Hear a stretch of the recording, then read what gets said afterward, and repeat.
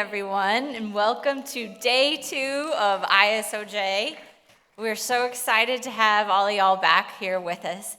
And I know that you are all looking forward to this first keynote session of the day, as am I. It's called More Informed, the Stakes and Future for Public Media. Our keynote speaker this morning is Katherine Maher, the president and CEO of NPR. And the chair is going to be Sonal Shah, who is the CEO of the Texas Tribune, local here to Austin. So please welcome them both to stage. Thank you.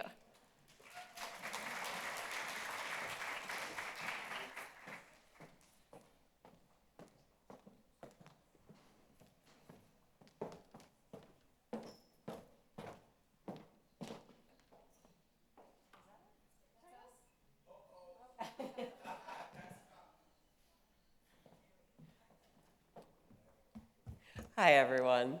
It is wonderful to be able to be here with you all today.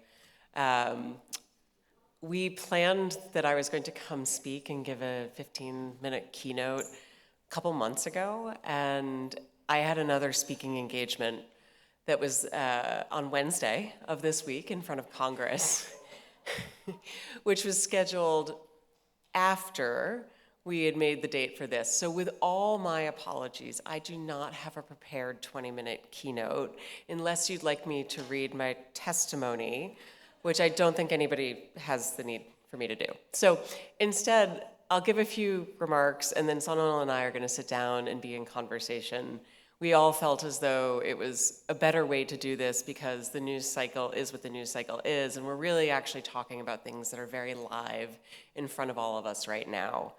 So I am a year and 3 days into my tenure as CEO of NPR, and it has been a bit of a whirlwind. It has also been an extraordinary honor to be able to step into the role and on behalf of public media at a time where I personally feel as though public media has never been as important. And I know that we say those things a lot, right?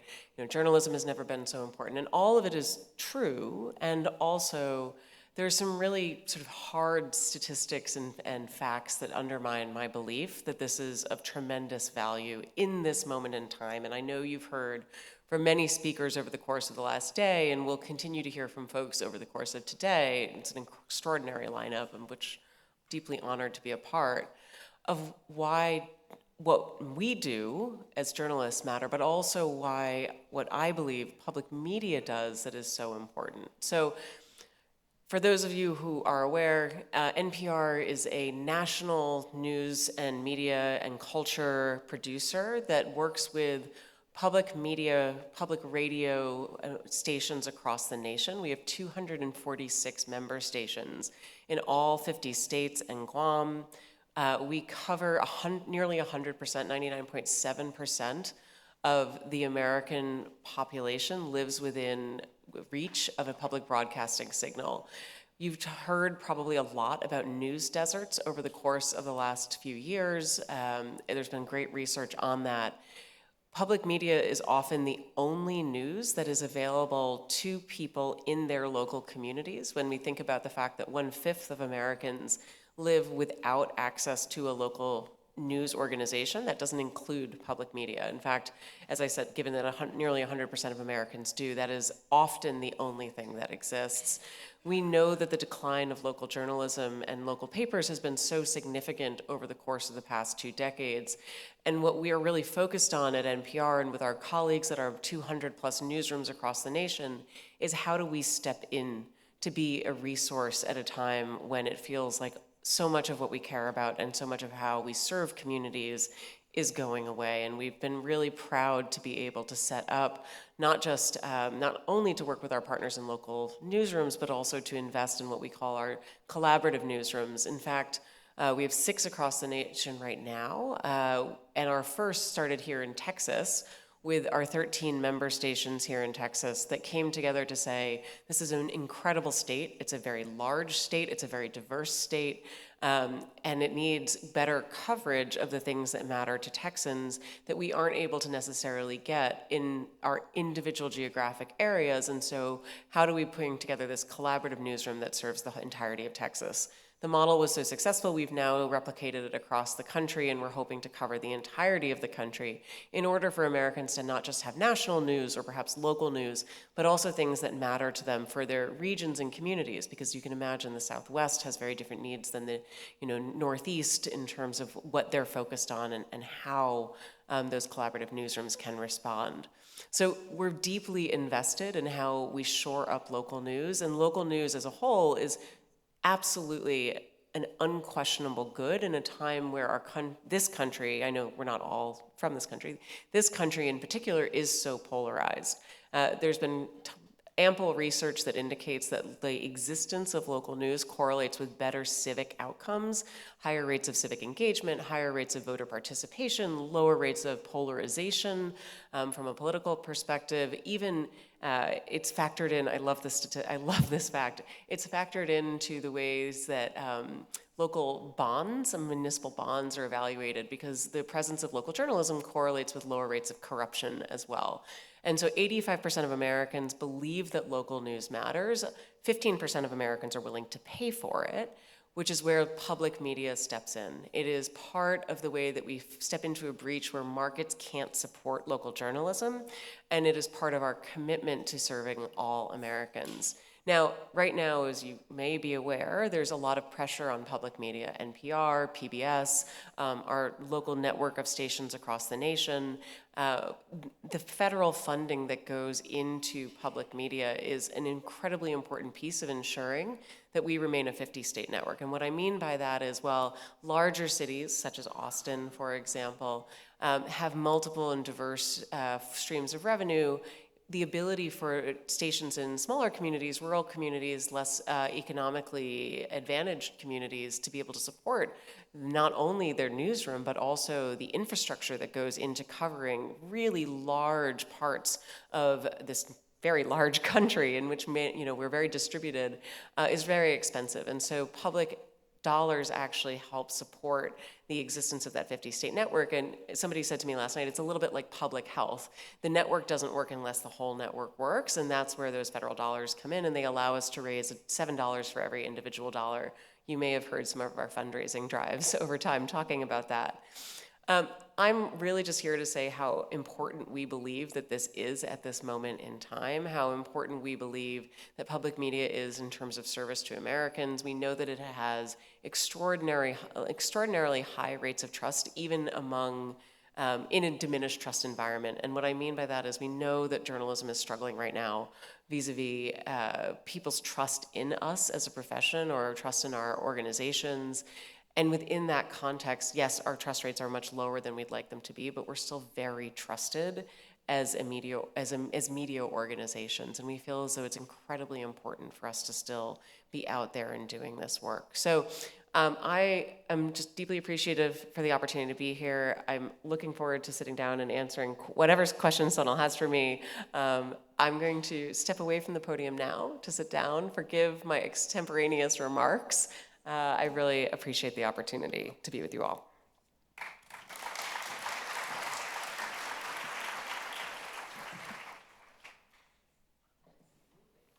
We're going to move a little closer. I was wondering why we were so far away. I don't know, Katherine. I just want to say, so it sounds like you had a pretty easy week this week. Let me start with, and we could easily go into all of the things that are going on in media, and we will, but let me start a little bit personally with you. You came to NPR with a background coming from the Wikimedia Foundation. What prompted you to want to come into public media? Many things. There's a personal story, but then there's also a story that is deeply informed by my career that culminated with my time at Wikimedia. When I was at Wikimedia, I remember in 2016 seeing a survey that placed us ahead of the BBC in terms of public trust. And a lot of my colleagues were thrilled because Wikipedia, over the course of 20 years, we started in a place where we weren't very trusted, and we worked very hard to talk about what does trust look like in an environment like Wikipedia, and we can talk about that. It's very nuanced. I felt at that point as though that was an indication of shifting sands, and the thing that I said to my colleagues was, you can't build a house on a rotten foundation. And Wikipedia is a tertiary source, which means it relies on secondary sources. And media, academic, publishing, et cetera, are those secondary sources.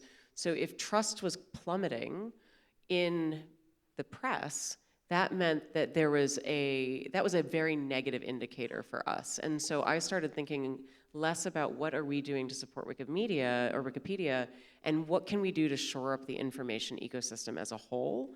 And for me, public media is an enormously important part of that, not just in the United States, but across the globe. And the ability to be part of this work at this moment in time was tremendously appealing. I also grew up as a backseat baby listening to NPR as a child. Like many kids, thought it was so boring, and then realized it was actually quite interesting. And when I would listen to our international correspondents, I was so curious about the world. It made the world that was so large feel actually quite navigable. And so when I was 18 years old, I packed up my bags and moved to Cairo, and I totally changed the course of my life. And I attribute that all to NPR's foreign correspondence, sparking my curiosity. That's awesome. We'll come back to trust in a little bit, because that is such a core of everything that we need to be talking about. But you also gave a little bit of an explanation of NPR and how the multiple stations and national work together.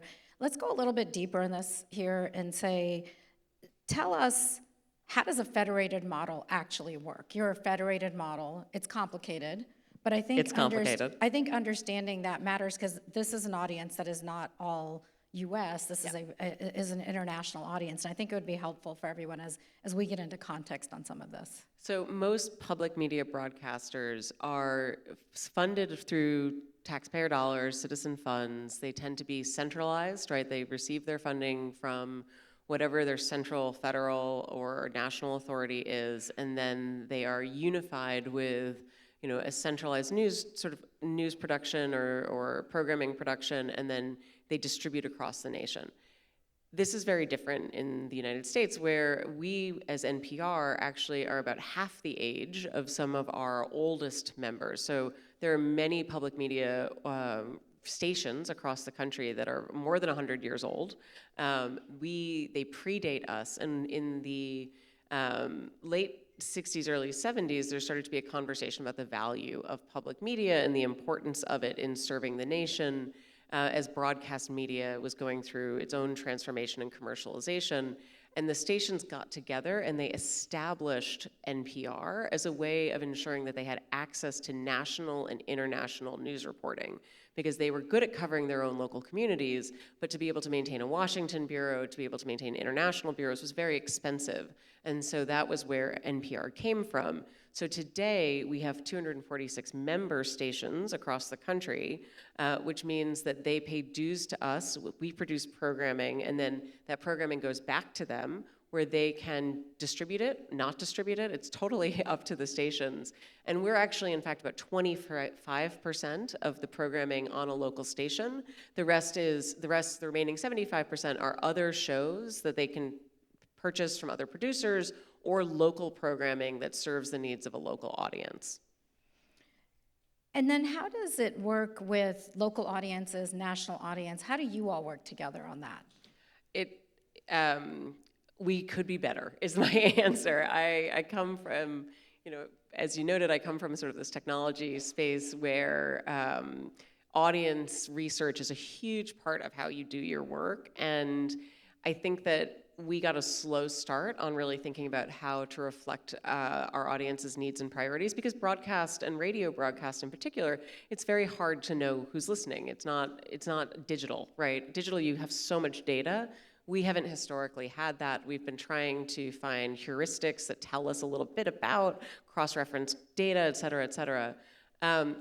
I'd like us to do a lot more in this space, but the answer is that we work with our local stations. The way that we program our broadcast clock for our over-the-air broadcast means that stations can come in and cut slices out of it where they want to put their local programming in. So it's a very standardized thing.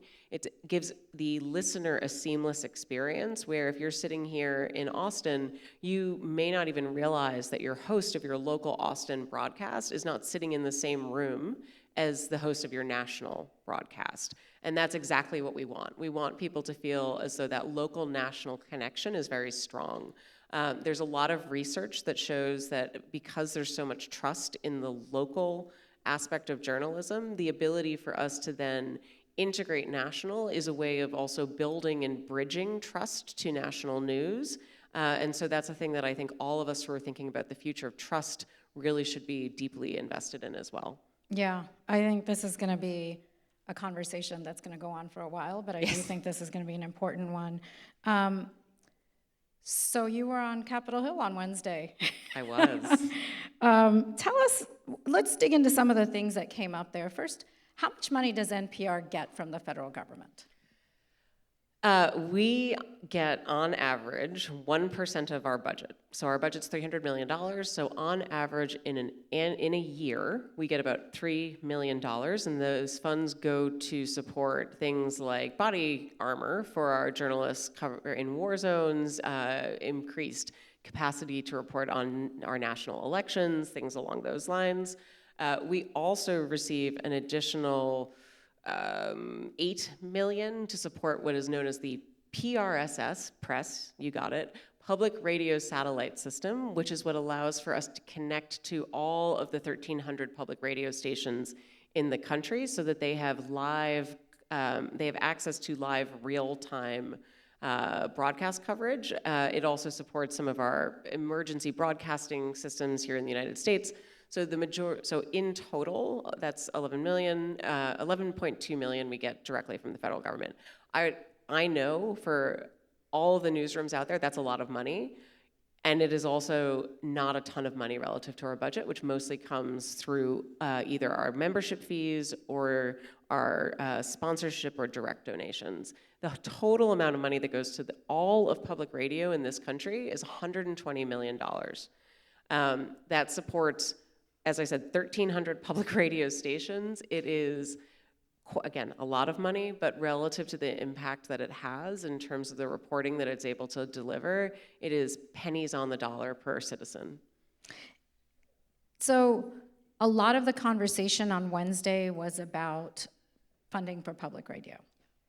And what does public media look like in the future, given sort of what we've seen as trends across other agencies? You mean, do we think we're going to be able to keep funding? Correct. I will start by saying, I believe so deeply in the importance of federal funding for two reasons.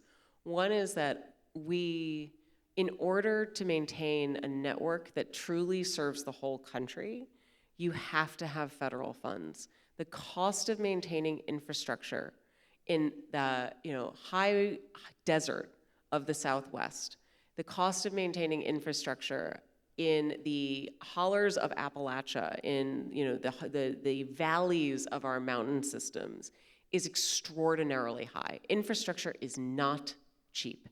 It requires people who can drive out to towers and make sure they're working. It requires the ability to ensure that that infrastructure stands up to tornadoes and hurricanes and all of the extreme weather events that we have across the nation. That is essential, and that is what a lot of federal funding goes into support. It also means that rural stations, in particular, rural stations, tribal stations, stations that serve communities that are not very well off financially, are able to continue to exist and report, which allows for Americans across the country to hear from one another. So it is all well and good that New York may have hundreds of different media options for its residents, but if you don't have the opportunity to hear from someone in, say, South Dakota when something meaningful and important happens in South Dakota, we are no longer a 50-state network and we're no longer public media. The second thing that I will say is that I also know that in this moment, I think a lot about, can I be academic for a second? So there's this. We're in an academic institution right now. There's this political philosopher, Benedict Anderson, who talked about imagined communities and imagined nations. And what he was referring to is, up until a certain point, all of our nations were organized around something like a monarchy or a religious order. And so if you wanted to organize a nation around a set of ideas or values like democracy, you had to bring people into conversation about those values, especially since we were never going to meet one another. It's one thing to say, hey, we all share the same religion, we all share the same tribal connections, of course we're all a nation. It's a very different thing to say we come from different backgrounds, different histories, different stories, but something connects us.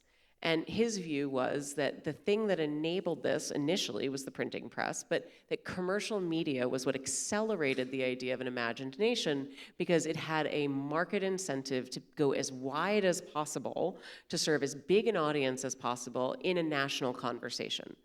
Unfortunately, that is no longer true of commercial media. Most of how commercial media operates today is to identify a sub-demographic and to hyper-serve that sub-demographic.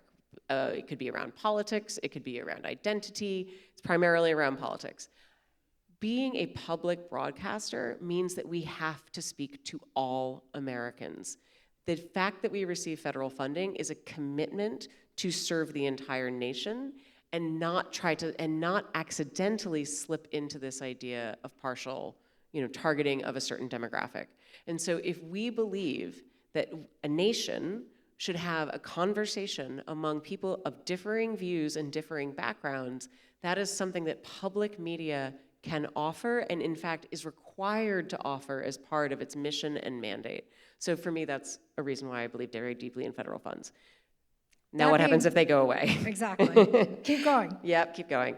So the total public media infrastructure in the country is about, I think I've seen estimates, it's like $1.2, $1.3 billion to keep the whole system running.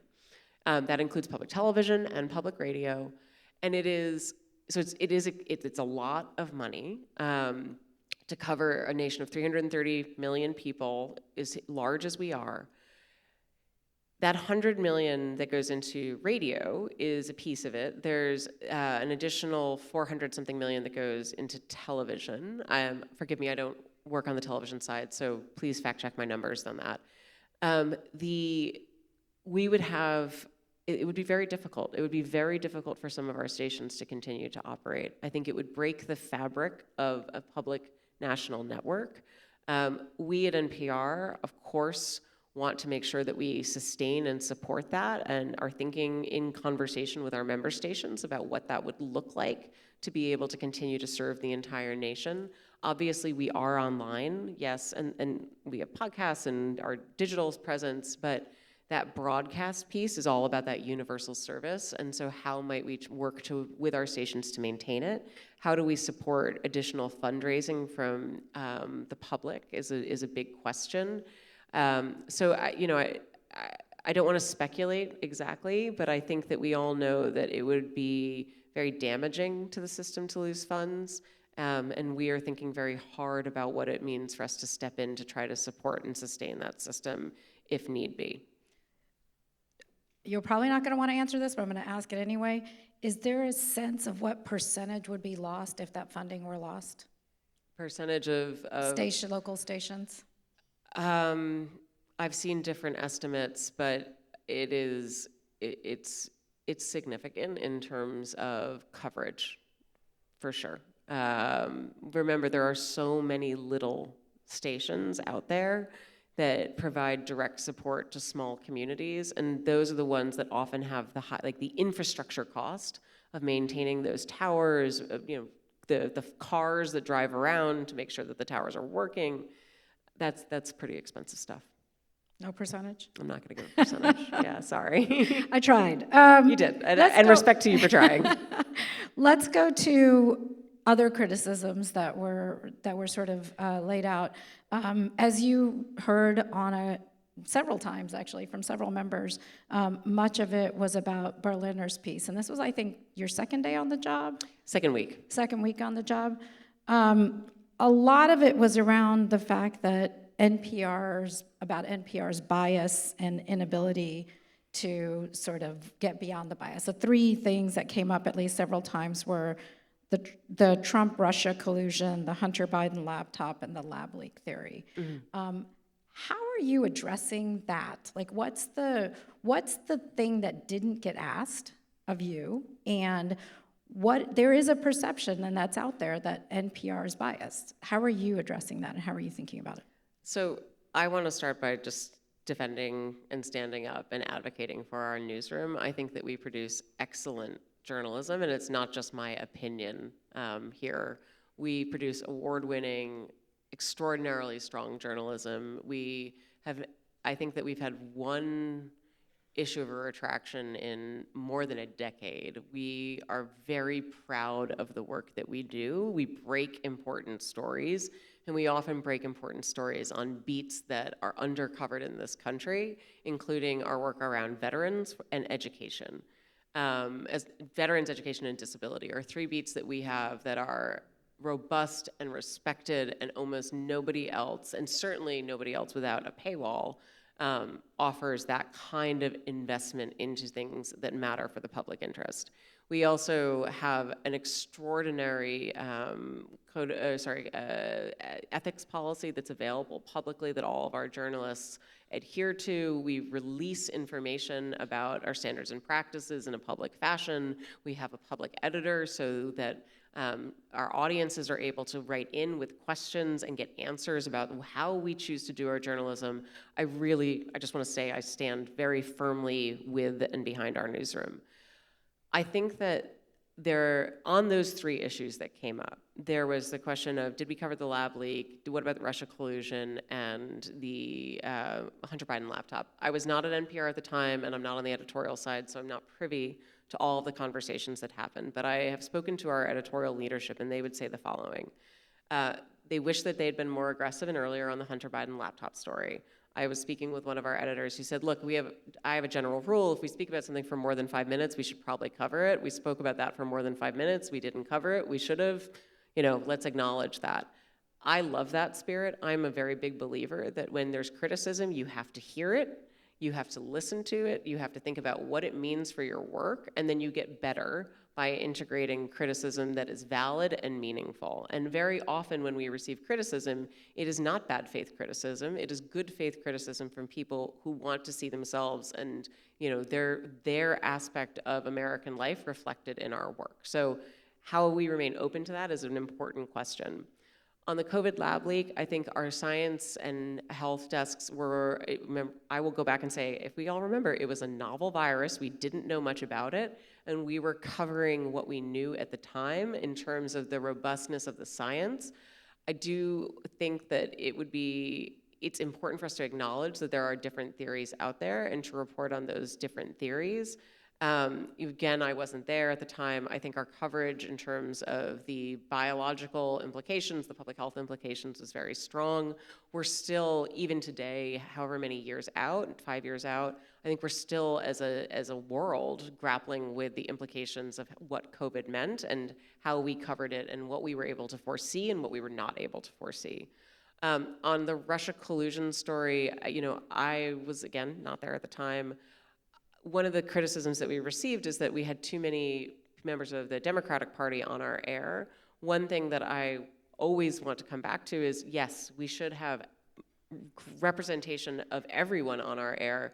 I will say we do struggle with booking conservatives. We make the same outreach. I think we've had more than 100, our bookers have reached out more than 100 times to this administration, and I think we've had people on air twice. And that's in the last 7 weeks, right? So it is not for lack of trying. I think we need to continue to try. I also think this comes back a little bit to this perception of bias. If we are not hearing from conservative voices on air, that is something that is a missed opportunity in my mind because we reach as many people in our morning and afternoon broadcasts as any cable television show. But I think often people are unaware of sort of the size and the scope and the ability to speak in a meaningful way to the American public. I know that you have follow-up questions. I'll let you get to them. Well, look, I have lots of follow-up questions, but let me just, there are a lot of people, and the narrative has taken, right, which is, I've heard this, you've heard this, which is, people will say the left-wing media carries the Democratic talking points. And if the question that you say is that you've invited conservatives, how do you let the public know that, other than we invited person X and they didn't come in? But how do you let people know what you just said, which is there were 100 people invited and nobody came? And how do we as a media ecosystem be more transparent about the approach we take, not necessarily what we're just reporting? Well, I think, first of all, we need anyone who comes on our shows or on our air to feel as though they're going to be treated fairly, and what I mean by that is they're going to be treated with respect. They are going to be asked the questions that are important for the day, for public knowledge. This is not about pulling punches, but we will be fair. I think that we need to be fair, and I think that we need to be tenacious regardless of people's political partisan affiliation. I think it is important that we ask hard questions of everyone, hard questions of people in power, hard questions of people not in power. And that is something that I know that my newsroom agrees with, and I know that we have a real desire to be seen and understood as being a place where you can both get a fair shake, but you will also be asked the fair, hard questions if the time is, if appropriate for the subject matter.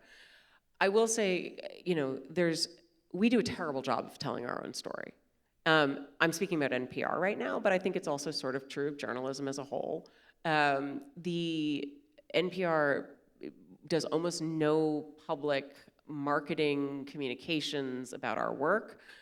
We did the thing that all sort of mission-driven organizations do, and I think that it is a challenge that is perennial with a mission-driven organization where you invest all of your resources into the thing that is your mission. In our case, was our journalism, but we haven't told our own story, and it's very important that we tell our own story. For example, I mentioned our veterans and education beats. These are not political issues. These are issues that affect every single person in this country, and we are not out there talking about the work that we do. We're not in the national conversation in the way that other media outlets are. It's important for us to sort of stand up and speak on our own behalf. I think that historically we have wanted the work to speak for itself. That is really good and powerful, and I respect the humility in that, and also if we don't speak for ourselves, other people will, and that story will get told in ways that maybe doesn't reflect our work and our intentions.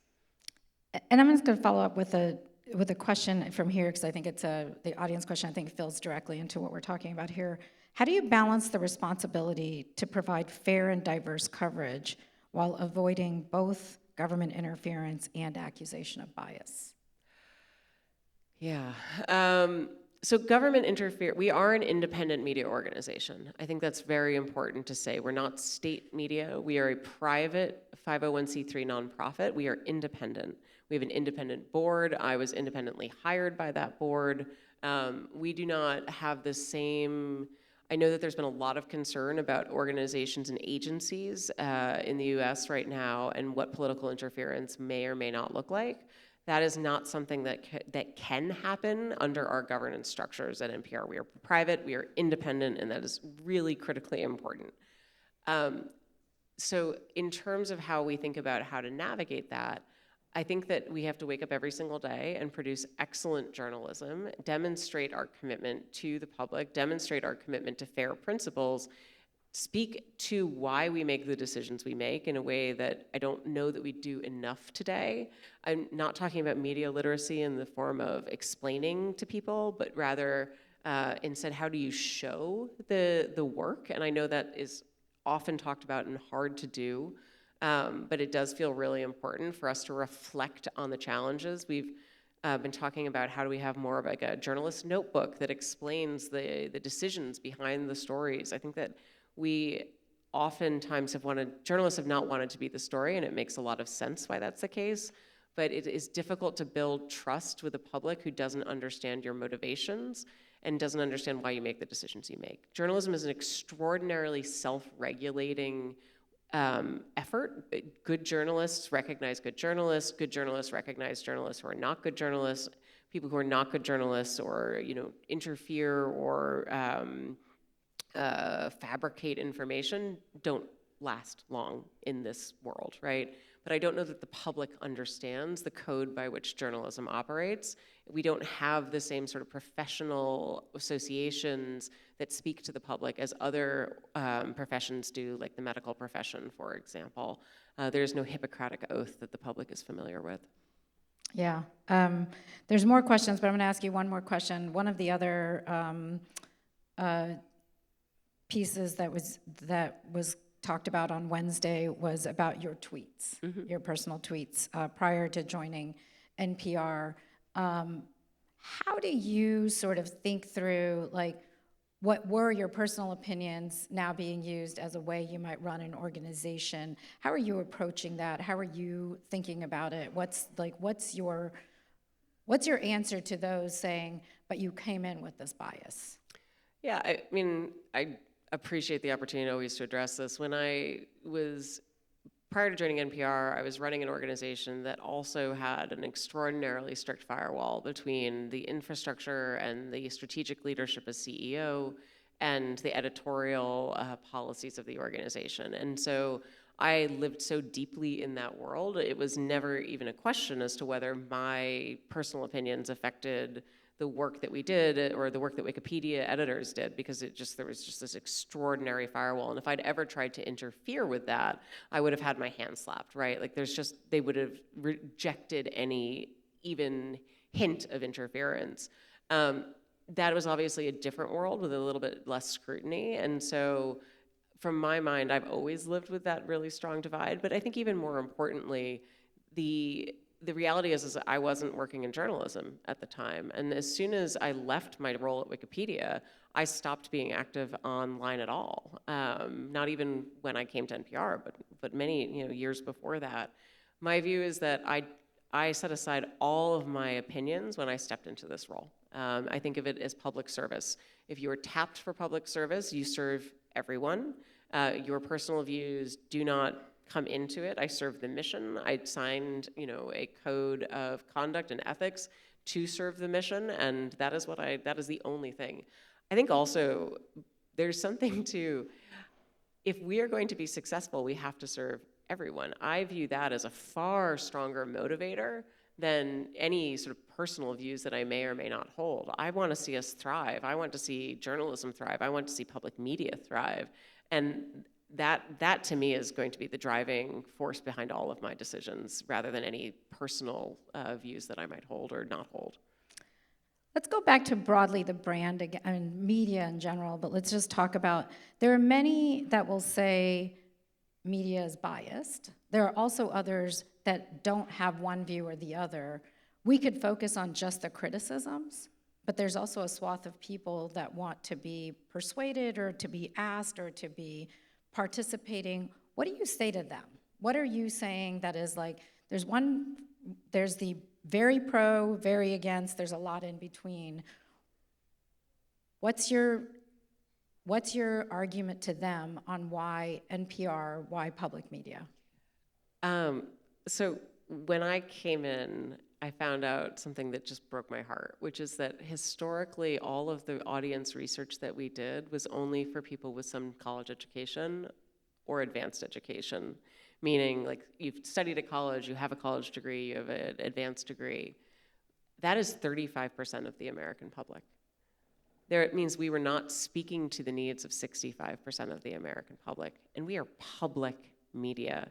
To me, that feels, it was like a punch in the gut, in all honesty.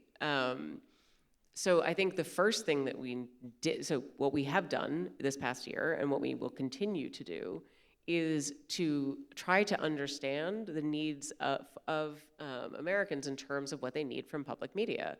I think there was a belief that we understood what that was. I'm not sure that we did understand it as well. And what we have heard repeatedly, time and time again, is that Americans who are looking for, what they want from public media is they want joy, they want curiosity, and yes, of course, they want the news. They want to know what's going on in the world, they want to know what's going on in the country, but then they also want to be moved and transported by things that can inspire and connect. So I think a lot about this is, when I think about joy, it's not that there's joy in conflict, like we're not reporting about joy in the war in Ukraine or what have you.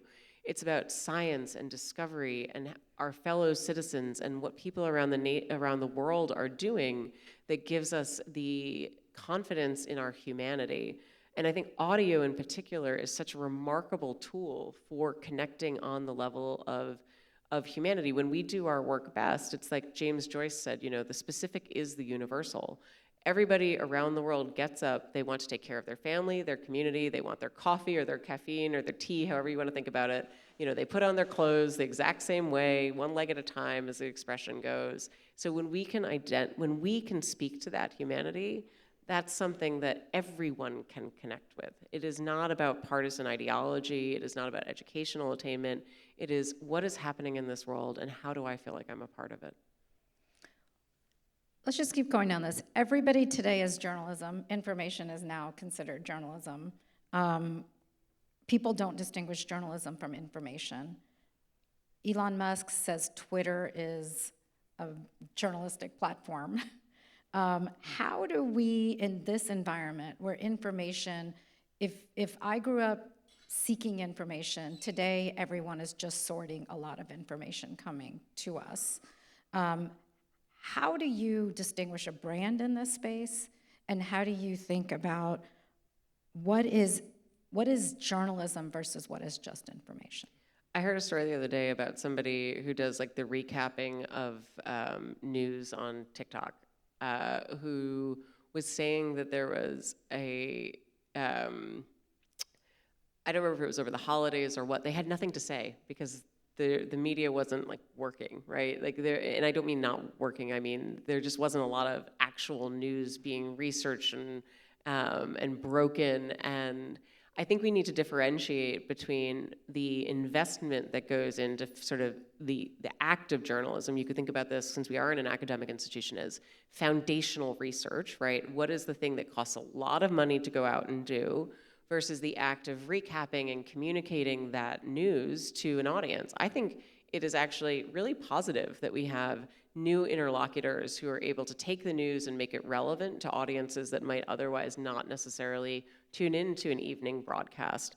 I think that there's more that we can do as journalistic organizations to find partners in that space in order to be able to say, look, you're out there sharing this. Let's make sure that you have access to understand what the context is for the stories, that we're providing you with the information. Our hosts on public radio are not that dissimilar from the hosts of like a TikTok show.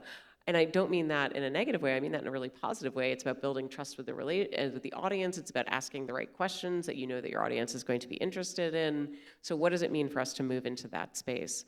In terms of how you build a brand, I mean, that is a classic question of trust. You have to earn it over time. You have to make sure not to lose it. But there's also something that I think is very different today than it was 30 years ago or even 10 years ago. You also have to let your audiences own your brand, meaning they will come to it with a certain projection of your values, your mission, your role in their lives, and you have to be okay with that. You want your audiences to embrace and advocate for you. You have to let go of a little bit of control. For many people in this country, we're not news, we're actually music. We're Tiny Desk. And that's fine, that's great. In fact, what I wish we could do, and what I think we need to do, is say, all right, so you like Tiny Desk. Have you heard of Life Kit, which is our adulting podcast? If you like Life Kit, maybe you like Planet Money, which is all about the markets and the economy. If you like Planet Money, maybe you actually also will like Up First, which is our podcast about the day's news. I think that it's okay for us to be known how people know us and trusted how people trust us. And we have to trust that our audiences are smart and they are telling us what they need. All right, final question, but you got to make it fast because we got to. I know, I'm sorry, I'm very long-winded. I apologize. What advice do you give for others who are going through allegations of bias, and what is it we can do collectively? I think we have to be really strong and firm in our first principles. This came up when I was preparing for testimony. What are the values that you have, and how do you return to those values? And I know for me, those values are integrity and fairness come immediately top of mind. Like I don't like bullies, for example. I want to make sure that everyone gets a fair shake. I think that it's important for all of us who are fighting any allegations of bias to come back to those first principles and feel as though we're really confident that every single thing we do every day lives into that. I talk a lot about the desire to be trustworthy rather than trusted. Trusted is a static state. Trustworthy means it's a state that we earn every day. I think we have to get up and make sure that we're living into our values every single day, and at the end of the night, we go to bed with a clear conscience. This is a difficult moment. There's no question about it. We have to, someone said to me, another media CEO, it's like an attack against one is an attack against all. We have to stand for each other. We have to stand for the principles of what we do. We cannot be cowed by any accusations, and we have to be really confident that we represent the values that we claim to represent. Katherine, thank you so much, and thank you for joining us today.